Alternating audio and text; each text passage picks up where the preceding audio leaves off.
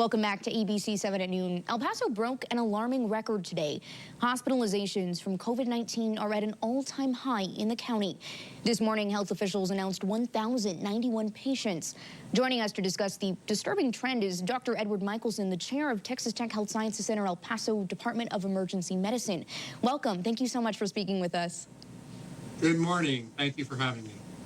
Can you explain some of the reasons that we might be seeing such a surge in the number of people who are being hospitalized for the virus?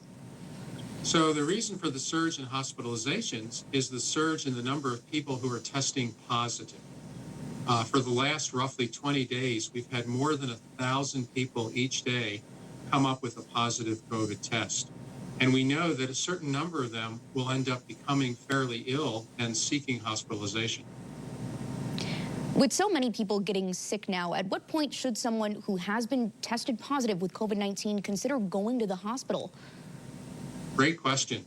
First of all, if you are tested positive, you have to realize that you could be spreading the infection to other people among your friends and your family. So it's really important to isolate, really important to wear your mask and reduce the spread of those viral particles. Most patients will be fine staying at home, resting, and doing the types of things you would do if you had a bad cold or the flu. However, some patients, unfortunately, will develop complications, particularly in their lungs, and they'll notice a lot of shortness of breath. So coughing and fatigue may lead to severe shortness of breath. That's a good point to check with your doctor or to come to the hospital to be checked. Considering that we're still seeing such a surge in new cases day after day for what feels like weeks now, are we expecting this number of hospitalizations to continue going up? So unfortunately we are. And the hospitals are nearing capacity now. So many of us are quite worried how we're going to handle the increasing number of patients who will be showing up for care.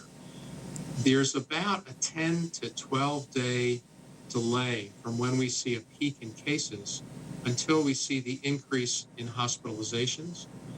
And many patients who are hospitalized are in the hospital for quite a few days. So it's really important to do everything we can to lower the number of new infections so that we can save our healthcare system. Dr. Michelson, thank you so much for bringing that perspective. We really appreciate your time. Thank you for having me. Stay with us. We'll be right back.